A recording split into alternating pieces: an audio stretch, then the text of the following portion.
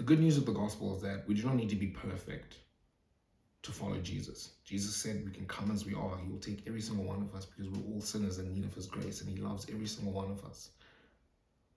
But we still expect, Jesus still expects a lot from us, right? Yes, okay.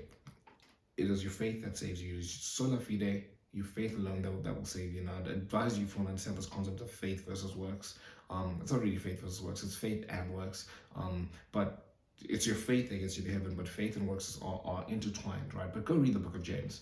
The book of James explains this perfectly. But okay, it is only your faith alone is what gets you to heaven. But if you have true and sincere faith, right, you will want to go out there and like keep God's commandments, right? If you love God as he loves you, right? And if you love your neighbor as yourself, right? Like if you're truly saved, if you truly have faith in Jesus Christ, you want to keep his commandments, right? You will want to keep his commandments, which means you want to love God as he's loved you, and you want to love others as you love yourself, right? And I think that's where a lot of us kind of get lost in the idea of Christianity, or a lot of people who haven't really like studied it well enough, or haven't like tried to get closer to God, is that like you kind of just like, oh, God, I just say you believe in Jesus and you go to heaven, but it's like, no, you need to have true faith, like you need to have sincere faith, and someone that has sincere faith, well, you're going to want to keep Jesus' commandments just naturally. But again, it's not the keeping of the commandments that gets you into heaven, it's your faith, like your faith alone that gets you into heaven.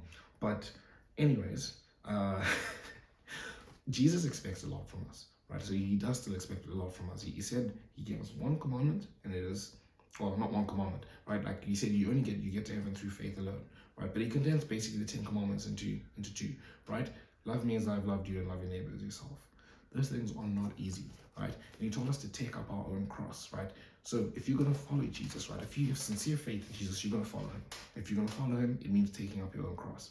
Taking up your own cross is the most difficult thing you can do as a human being, right? And I've been speaking about this a lot in the last couple of videos, so you kind of see the same concept rolling in here. But taking up your own cross it's the most difficult thing you can do, because what does that mean? It means crucifying your false self, right? The self you've created for yourself. I'm valuable because of X, Y, and Z, right? Taking that person, putting them on a cross the way Jesus was put on a cross, right? But this is figuratively, metaphorically, right? But taking up your own cross means crucifying your current self, your false self that you've created, and putting forth the true self, that has been created in God's image, right? That exhibits, the characteristics of love, justice, mercy, servanthood, right? And again, Jesus said you will know them by their fruits, right? Knowing someone by their fruits means that if you have true and sincere faith in Jesus, people will be able to see that through, you exhibit the fruits of the Spirit, right?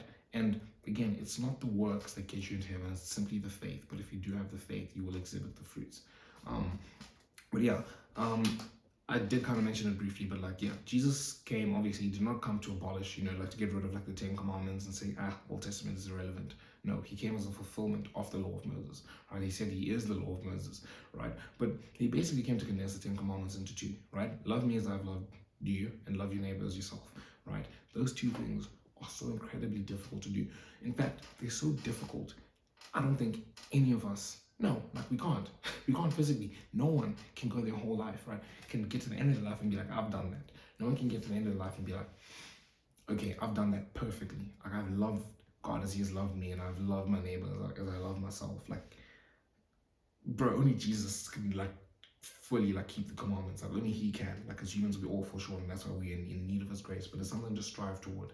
It is so incredibly difficult, right? Like loving God the way he has loved you means being as faithful as he is, right? And being that faithful is wild, right? It's why Jesus says, if you're not like a little kid, you'll not get into the kingdom of heaven, because little kids, like they're humble enough to understand, that they have nothing to offer, but again, they're just valuable because they are, right? But they humble themselves to like think of like their parent, right? Like they humble themselves to their parent, like even when they're struggling with something, right? Or something happens that they don't agree with, or they just don't understand, and they just start crying and stuff. Like they still come back to the parent because they know the parent knows infinitely more than they do, and that's the kind of humility we're called to have. But loving God the way he has loved you is so incredibly difficult. Like it's okay. I was gonna say it's impossible. It is impossible, but as Jesus said, these things are like impossible, like as man, but with God all things are possible, right? Like That's how difficult it is if we're relying on our own strength. You can't do that. You literally cannot love God the way He has loved you. It's impossible to do it on your own strength, right? But that's difficult to do. Love your neighbor as yourself. Again, that's also very difficult to do. To love somebody as much as you love yourself is wild, because we're prideful human beings. We're very narcissistic. That's just in our nature, right? It's not sinful nature that we've inherited, right, from our previous generations. But anyways, another point I want to get into is how Jesus fought like with the Pharisees, because that was Jesus' main thing coming onto this planet. It was like, you guys have lost it. Like, you've lost it. Like, in terms of like following the commandments, you've missed what God was trying to tell us, right? He trying to tell us He looks at the heart, right? And if you are someone that has a good heart, right, and you're a pure heart, you will want to follow those commandments, right? But it's not following those commandments that gets you into heaven, right? The Pharisees lost it. Like, they were so focused on on being legalistic and following like the letter of the law to a T, right? But they had no justice, love, mercy, and again, Jesus quotes two quotes that I think that are very important to remember, that people kind of some people just try and gloss over. But Matthew 7 verse 23, very real. They'll say to me, Lord, Lord, but do we not prophesy and perform miracles in your name? And I'll say to them, depart from me, I never knew you. And then you also quoted Isaiah, and he said this specifically to the Pharisees. Like, Jesus was frustrated with these people. And he was like, you are the people that Prophet Isaiah was speaking about when he said they praise me with their lips, but their hearts are far away from me. I think that's an important thing to realize, that this is not some game, right? Like, it's not easy, right? It's simple. It's a simple gospel, right? Follow God, follow Jesus, right? Take up your own cross. And then love me as I've loved you, love your neighbor as yourself. Like, you'll follow Jesus' teachings. It's simple. They're simple. They're so difficult to actually do. Like, they're very difficult. I think it's important to realize that you need to commit. You actually need to fully commit to do that, right? Like, what is having faith, right? You call it taking a leap of faith, right? You need to take that step, right? Think of Peter, on the boat when he walked on water, right? He obviously believed, like, oh, it's Jesus walking on the water. He's like, Jesus, if it's you, like, allow me to walk on this water right now. And Jesus was like, come. And Peter had to take that step of faith into the water. Like, we still have to commit.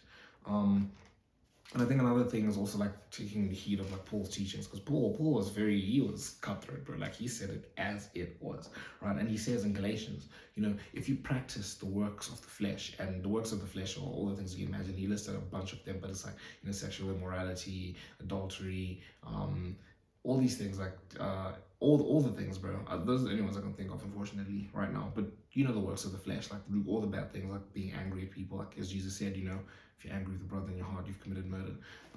Those kind of things. If you practice the works of the flesh, you will not inherit the kingdom of God.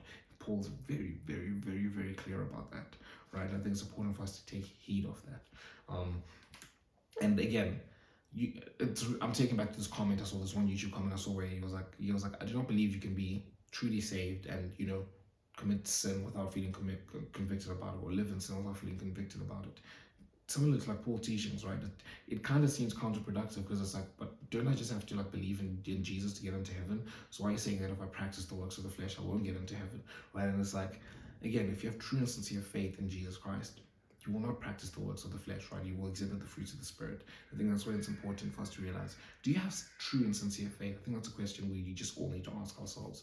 But yeah, just to round off the video, the good news is that you do not need to be perfect, right, to walk with Jesus. But we're still expected to take up our own cross. I hope this has helped. Just come as you are, not stay as you are. But make sure you guys just let me know what you think of the topic in the comment section below. Make sure you subscribe to join the community. Until next time, see you guys.